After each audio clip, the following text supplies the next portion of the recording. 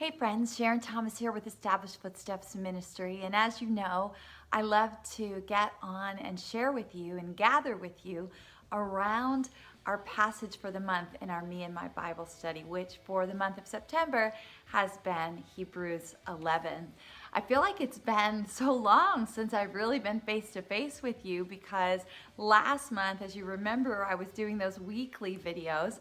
And so it's been like, several weeks here, 3 or 4 weeks, and I've missed getting to share with you and talk. And so I've got a lot of things stored up in my heart. I'm not going to share all of them today, but I do want to talk to you about just a theme that has really just risen out of Hebrews 11 for me as I've been studying it this month right along with you. And that theme would be that faith looks forward. Faith looks forward. As you work through and study and dig into all of the different people who are talked about in Hebrews 11, some by name and some who aren't by name, I can't wait to meet some of those people in heaven one day. But as you read through their stories and you ponder the faith that they had, it just seems like there's this dynamic that they're always looking ahead. And for this week, as we've been doing our Bible study soul workout, the verses that I really landed on were verses 13 through 16, and I want to read them for you. I know you're familiar, but let me just read them for you. It says, all these, and it's talking about, the ones that had already been talked about, which by that point was up till Abraham and Sarah's story, and then it's talking about the descendants, which we know is as many, and the Bible actually says it here, they're as innumerable as the sand on the seashore. So it's talking about a lot of people in faith, and it says all these died in faith. I want to be somebody that dies in faith. Like, I want to see it through the end, right? I hope you do too. But it says all these died in faith without receiving the promises, but having seen them, having welcomed them from a distance, and having confessed that they were strangers and exiles on the earth. For those who say such things, make it clear that they are seeking a country of their own. And indeed, if they had been thinking of that country from which they went out, which we know that's talking about, it could either be, where they left when Abraham and his, family left to go and seek the promised land, or it can also be speaking, even looking forward, speaking of the descendants who, left Egypt to come out. But it says, and indeed, if they had been thinking of that country from which they went out, they would have had opportunity to return. But as it is, they desire a better country. That is a heavenly one. Therefore, God is not ashamed to be called their God, for he has prepared a city for them. I want to spend just a few minutes with you gathered around these thoughts with this idea that faith looks forward. We don't know the timeline that God always works on. We wish we did, right? But we don't know that. But we know that his promises never fail. But our faith has to rise up to believe that his promises never fail. Even if we don't get to see them in this lifetime, we are looking forward to knowing that those promises will be fulfilled in heaven. These didn't see their promises fulfilled on the earth. I know that I have still some promises that God has made to me that I know are personal promises, that things that he's made come alive in his word that I've yet to see fulfilled. But there are many that I have seen fulfilled. And so I'm grateful to be one of those people that can say, I have seen the promises of God fulfilled in my life. Not all of them yet, but I'm looking forward because I know that they are coming. I think we have to have a mindset that no matter what, even if I die in my faith, I am still going to be looking ahead to what God has for me. Just like Noah looked ahead when he, in faith, when there wasn't even rain, right? And he was looking ahead, knowing that what God said was true. Just like Abraham, when he left, not even knowing where he was going. Just like Sarah, when she was in her old age. And, how could she be looking ahead? It's like, you only got a few years left, lady. But no, she's looking ahead because God had given her a promise. Now, did all of these do this perfectly? No. Just go back and read their stories. Maybe you studied some of them or of the others. Nobody does it perfect, right? Our faith is not perfect. But our faith is a conviction of things that are not seen, a hope for the things that God has spoken into our lives, and we do our best to cling to that faith and to move forward. But there's some things right here in these verses that I think really will serve us well as we try to put our faith into action and as we try to hold on to it no matter what, even if till the point of death, that we would be somebody that dies in faith. And let's look at these. In verse 13, it says, but having seen them. I think we have to ask God for the eyes to see the things that God has promised. See, they didn't see them physically, but they saw them. Like they saw them on the inside of who they were. They had a spiritual sight that allowed them to look forward. And we know that we nurture that by being in God's presence, by being in His Word, which is so important while we're in our Bibles, right? Because He gives us eyes to see and He washes our eyes, that we would see the promises of God, that they would always be before us. God gives us glimpses and visions even of those promises before we get to see them with full on sight. So this says, but having seen them, having welcomed them, having welcomed those promises. Like, you know, when you welcome somebody, there's an affection, right? There's a open arms. Like, this is, I'm glad you're here. And we need to do that with the promises of God. We need to welcome those things into our life as if they're standing before us, knowing they're coming, right? Having faith for those things that God has spoken. You know, I know as I'm speaking, and those of you who are listening, there's all kinds of things that we're believing God for, promises that He's made to us. We have to have faith for those things and go ahead and welcome them in as if they're standing on your doorstep, because it's that sure, you can be that sure that God is going to do what He said. He is faithful. He's always faithful, and we've got to have the faith to believe, to trust Him that He's faithful. You know, He doesn't tell us that worship pleases Him.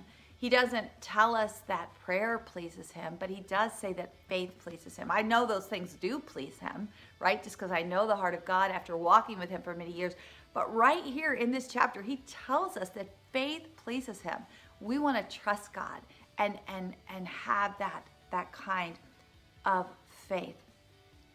But also it says here, and having confessed that they were strangers and exiles on the earth. Like they literally spoke it out with their mouth, but they also, I think, confessed that in their heart. That, you know what? I don't belong here. This is not what my life is about. I am a stranger. I am an exile on this earth. This is not what I was created for, to live here forever. God has a bigger plan and a bigger purpose for my life. While I'm here, I want to serve Him well. I want to live this life well. I want to live this life in faith, but I recognize and I confess.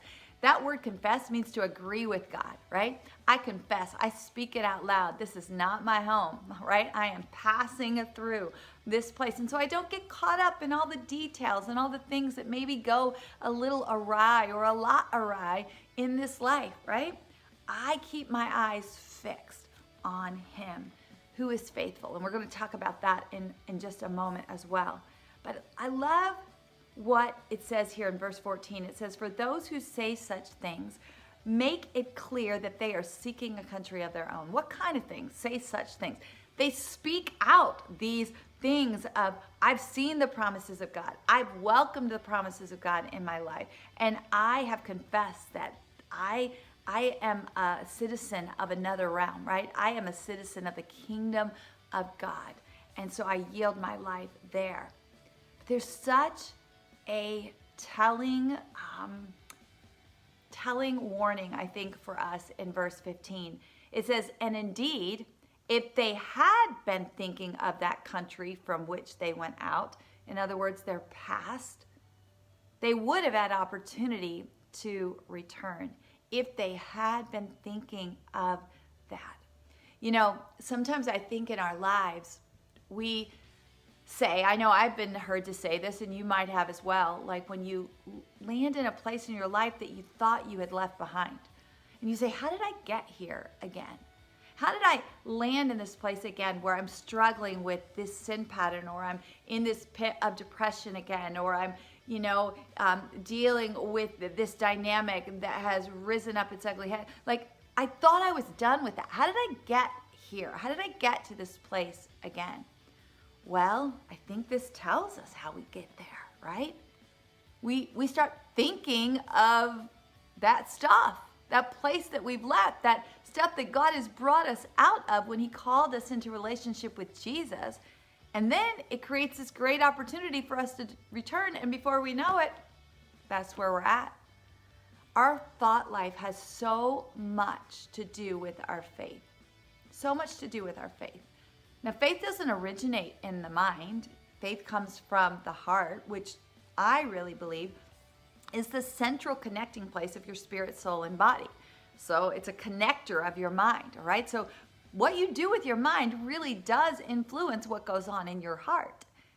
And so it's very important that if we want to nurture a life of faith, if we want to be somebody who has great faith and looks forward in our faith, that we're not looking back, that we're not thinking about that we're always moving forward. God's always calling us into his redemptive things that he's doing. He's always calling us forward out of the death that we and brokenness that we would naturally live in. He's calling us out of that. And as we move forward and as we keep our gaze forward on the promises that he's given us, not looking back, not letting our mind go there, we're not going to have an opportunity to return. And more than likely, we're not going to end up in those places. But I love what it says in verse 16. I love this phrase. It says, but as it is. I would ask you today, how is it in your life, right? As it is. For these people, they desired a better country. They desired a heavenly one. And then it says, therefore, God is pleased with them. He's not ashamed to be called their God. He connects with them. Like they've got we're the same. We're kindred spirits on that, right? God pulls us in on that. He's not ashamed to be called their God. He's prepared a city for them. And he's told them that. And they're believing him. And he's so glad about that. He's so pleased about that. As it is, these people were looking forward. How is it in your life and in my life? Am I looking forward? As it is. How is it today? Is today a day of faith for you? Is today a day where your eyes are looking forward into the promises that God has for you? You know, as we work our way through the whole of Hebrews chapter 11, we get into Hebrews chapter 12 if we keep reading. And in Hebrews 11, we see so many responses of faith, and they're just amazing. I mean, I shared with you that graphic that I made of all the different expressions of faith, how faith manifested itself in people's lives. And as I did that, I just became so aware that, faith just needs to be a part of our every movement of our day. I mean, there's so many ways that we can express our faith, and that was really challenging to me. But we work all the way through this chapter, and we get into chapter 12, and it talks about these people who had faith while they were here on the earth. Now they're in heaven, and they're cheering us on. And then it goes on to talk about how in verse 2, it tells us to fix our eyes on Jesus, and it tells us that that's exactly what he did. He was somebody who looked forward. We want to fix our eyes on Jesus because he's somebody that looked forward. He looked forward. He endured the cross. He endured the struggle of this life when the promises had not yet been fulfilled. Why? It says because of the joy set before him. Looking forward. That's how Christ overcame sin and death for us. And we can fix our eyes on him too, as all of heaven is cheering us on. One day, several years ago, I was praying, and I hadn't thought about this in a while till it's now in my heart to share with you. But I was praying, and the Lord gave me a picture of myself, like in the spiritual realm. And I was kind of in the circle of a bunch of people, and I could hear them like cheering me on. And I looked up, and I saw my grandmother who passed away about 4 years ago. I saw my papa who passed away when I was in the 9th grade. I saw some other people that I've known over the years and some other even older relatives who I know were believers in Jesus, and they were like surrounded around me and they were saying my name, Sharon, Sharon.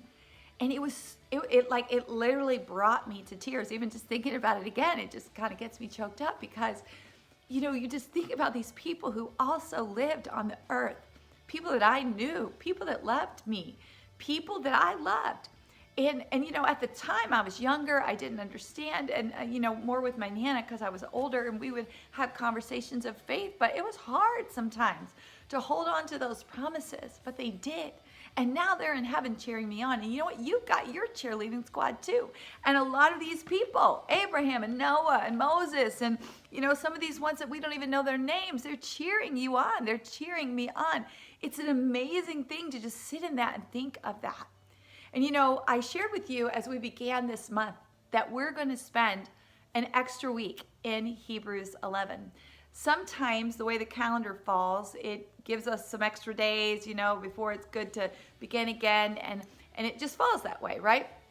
And we've, in the past, this year, as we've been doing Me and My Bible, a couple of times we've taken a catch-up week. And we could do that again. And if you need to do that, do that. But if you'd like to just add on one more week of meditating on Hebrews 11, what we're going to do is take it on into the first handful of verses in Hebrews chapter 12. And I'll share more with you about that in the email you'll get on Monday. If you're subscribed to the study, if you're watching this later, and because we're going to keep this study posted for a while. And so if you're watching this later, you can always access things from our study, from the Me and My Bible study on our website, establishedfootsteps.com. So always know that you can do that. But for those of you who are currently doing the study, you will get that email on Monday like we always do.